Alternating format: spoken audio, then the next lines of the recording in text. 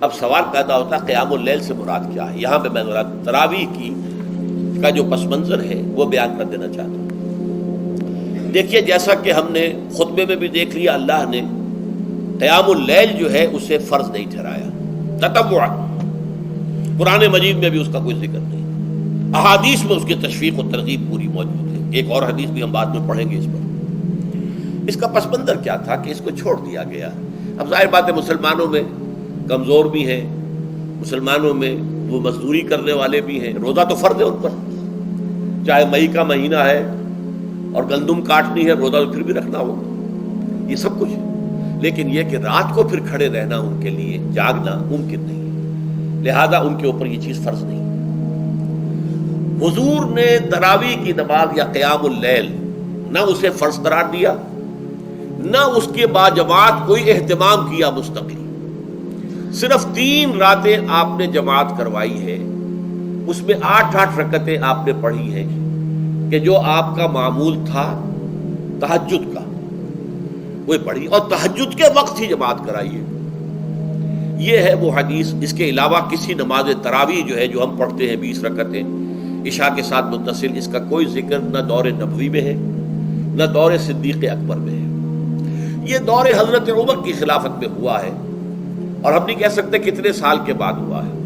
حضرت عمر رضی اللہ تعالیٰ عنہ کی خلافت کا دور جو ہے وہ تو 10 برس ہے، ہو سکتا ہے 5 برس کے بعد ہوا ہو، 6 برس کے بعد ہوا ہو، 12 ہوا ہے ان کے عہد میں۔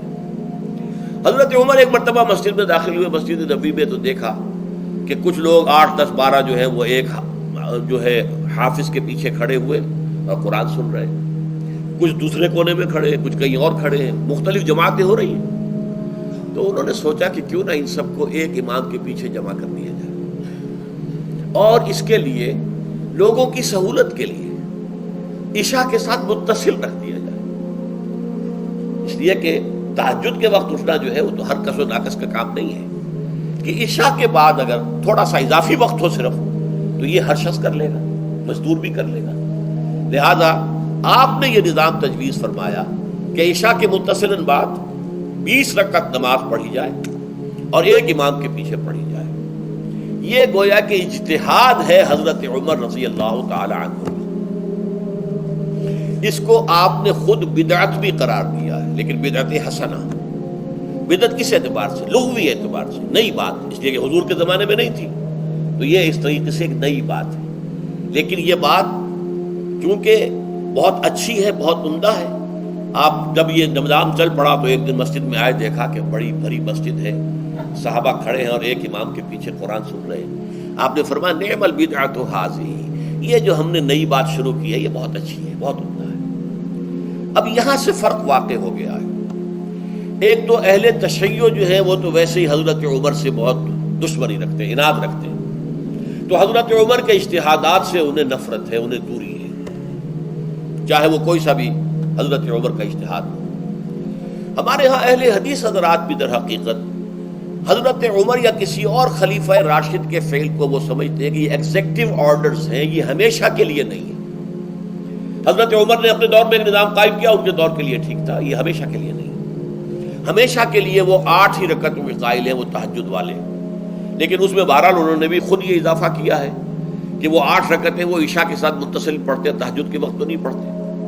اور حضور نے تو صرف 3 روز جو ہے وہ کرائی تھی جماعت، وہ لوگ 30 دن یا 29 دن پڑھ رہے ہیں، تو اضافہ تو انہوں نے بھی کر دیا، تو نظام میں تبدیلی تو ہو گئی۔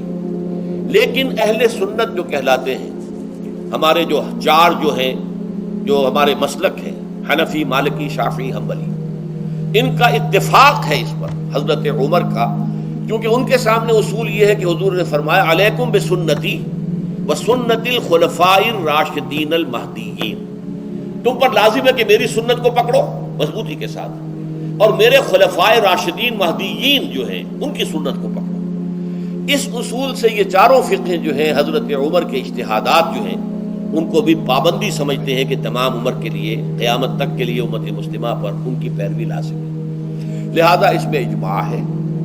اور یہاں تک کہ یہ سب سے آخری جو اس میں مسلک پیدا ہوا ہے زمانی اعتبار سے، سب سے پہلے مسلک جو ہے حنفی پیدا ہوا ہے، پھر مالکی پیدا ہوا ہے، پھر شافعی پیدا ہوا ہے، اور پھر حنبلی آخری ہے۔ اور امام احمد ابن حنبل بہت بڑے محدث بھی ہیں.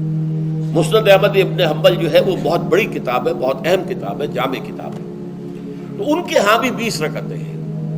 چنانچہ حرمین شریفین میں، سعودی عرب میں، مکے اور مدینہ منورہ میں جو نماز تراویح ہوتی ہے اس کی 20 رکعتیں ہیں. لیکن اہل حدیث حضرات جو ہے وہ اس 8 کے اوپر اکتفا کرتے ہیں. بہرحال یہ ایک اختلاف ہے جو میں نے اس کا پس منظر بیان کر دیا.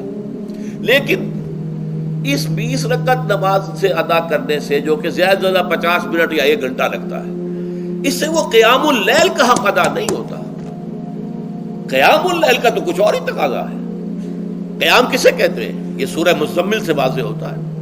یا ایھا المزمل قم اللیل الا قلیلا نصفہ او انقص منہ قلیلا او زد علیہ ورتل القرآن ترتیلا. آدھی رات یا آدھی رات سے کچھ کم، یعنی تہائی رات، یا آدھی رات سے کچھ زائد، 2/3 رات، یہ ہے قیام اللیل.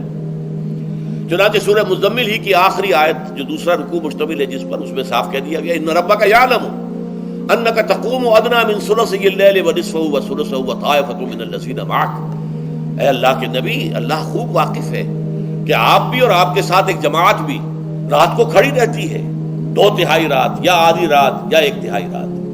تو یہ سارا معاملہ جو ہے قیام اللیل کا، گویا کہ کم سے کم 1/3 رات پر اس کا اطلاق ہو سکے گا، یہ نہیں کہ 1 گھنٹے. اور اس کے ضمن میں دیکھیے حدیث پڑھیے. تیسری حدیث ہے عن عبداللہ ابن عمرو ابن العاص رضی اللہ تعالی عنہ. یہ وہی عبداللہ ابن عمرو ہے جن کی میں نے آپ کو حدیث پہلے سنائی ہے.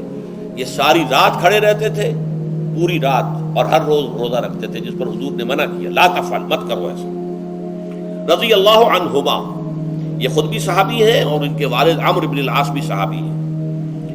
ان رسول اللہ صلی اللہ علیہ وسلم قال، کہ اللہ کے رسول صلی اللہ علیہ وسلم نے فرمایا، الصیام والقرآن یشفعان للعبد. روزہ اور قرآن بندے کے حق میں شفاعت کریں گے. یقول الصیام، روزہ یہ عرض کرے گا اللہ کی جناب میں، اے رب پروردگار، انی منعتہ الطعام والشہوات بالنہار، میں نے تیرے اس بندے کو دن کے دوران کھانے پینے سے اور اپنی شہوت کا تقاضا پورا کرنے سے روکے رکھا، یہ میری وجہ سے روکا رہا، تو میری شفاعت اس کے حق میں قبول فرما. فشفعنی فیہ، میری شفاعت اس کے حق میں قبول فرما. ویقول القرآن، قرآن کیا کہے گا؟ منعتہ النوم باللیل، میں نے اسے رات کے وقت سونے سے، نیند سے روکے رکھا. فشفعنی فیہ، تو اس کے حق میں میری شفاعت قبول فرما. حضور فرماتے ہیں فیشفعان، ان دونوں کی شفاعت قبول کی جائے گی. یہ ہے قیام اللیل. یہ قیام اللیل صرف تراویح کی نماز سے جو پڑھ لی جاتی ہے، اور ہمارے ہاں تو یہ ہے، وہاں کم سے کم یہ تو تھا، صحابہ کرام کھڑے ہوتے تھے تو جو قاری پڑھ رہا ہوتا تھا وہ ان کے دل میں اترتا جاتا تھا، اس کا مضمون اور مفہوم جو ہے ان کو معلوم ہے، لہذا وہ اس کی زبان سے نکلا ہوا ہر لفظ ان کے قلب کی گہرائیوں تک اتر رہا ہے. یہاں تو یہ ہے پیرٹ لائک حافظ ہے، اسے خود پتہ نہیں میں کیا پڑھ رہا ہوں. اکثر حفاظ جو ہیں وہ عالم تو نہیں ہوتے، اور جو سن رہے ہیں انہیں کچھ پتہ نہیں ہم نے کیا سنا ہے. تو ٹھیک ہے، کم سے کم ثواب تو انہیں ملے گا کہ انہوں نے وقت نکالا ہے، 1 گھنٹہ ہی اضافی صحیح، لیکن بہرحال اس کا وقت تو انہوں نے نکالا ہے، محنت کی ہے، کھڑے رہے ہیں، ثواب ملے گا. لیکن جو مقصد ہے وہ حاصل نہیں ہوتا. اس مقصد کے حصول کے لیے اول تو قیام اللیل کی کم سے کم مدت 1/3. اگر کوئی شخص فرض کیجئے کہ اس کے ہاں کوئی اور انتظام نہیں ہے، جیسا کہ ہمارے ہاں ہم نے انتظام کیا ہے، بڑے بڑے شہروں میں دورہ ترجمہ قرآن، اس میں ہمیں 5 گھنٹے لگ جاتے، نصف شب کے قریب تری جو ہے معاملہ ہو جاتا. اس میں کیا ہوتا ہے کہ ہر 4 رکعت سے پہلے جو اس کے اندر پڑھا جانا ہے حصہ قرآن کا، اس کا پہلے ہم مطالعہ کرتے ہیں بیٹھ کر، ترجمہ اور کچھ موٹے موٹے نکات کی جو ہے وضاحت. پھر کھڑے ہو گئے اور قاری صاحب کے پیچھے 4 رکعتوں کے اندر وہ 4 رکوع یا جتنے بھی ہیں پڑھ لی، سن لی، پھر بیٹھ گئے 4 کے بعد، پھر اگلی 4 رکعتوں کے اندر جو کچھ پڑھا جانے والا ہے اس کا ترجمہ، اس کی تفہیم ہو گئی، پھر کھڑے ہو گئے، پھر سن لیا. اس طریقے سے 5-6 گھنٹے میں تراویح ختم ہوئی. تو تراویح بھی ہو گئی، حضرت عمر کے اجتہاد پر عمل بھی ہو گیا، 20 تراویح ہو گئی. لیکن یہ ہے کہ اس کے ساتھ جو اصل غرض و غایت ہے قیام اللیل کی، وہ بھی حاصل ہو گئی. یہ ہم نے 17 سال پہلے شروع کیا تھا یا 18 سال پہلے، اور وہ انشاءاللہ اللہ کے فضل و کرم سے اب چل رہا ہے. بڑے بڑے شہروں میں ہو رہا ہے، لاہور میں جن مقامات پر ہو رہا ہے وہ تازہ جو ندائے خلافت ہے اس کے اندر آپ اس کی فہرست دیکھ لیں. کراچی میں تو اس سے غالباً 3 گنا مقامات کے اوپر وہ کام ہو رہا ہے اور دوسرے شہروں میں بھی ہو رہا ہے.